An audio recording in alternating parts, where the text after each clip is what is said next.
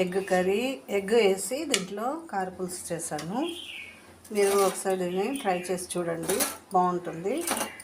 దీనికి ఇది కరువడు ఎండి చేపలు చూసారా. ఈరోజు సండే మా హౌస్లో ఇదే స్పెషల్ అన్నమాట. పప్పులు. సండే ఎప్పుడు మటన్ చికెన్ తినాలని లేదు, ఒక్కొక్క రోజు ఇలా కూడా తినాలని తింటాము.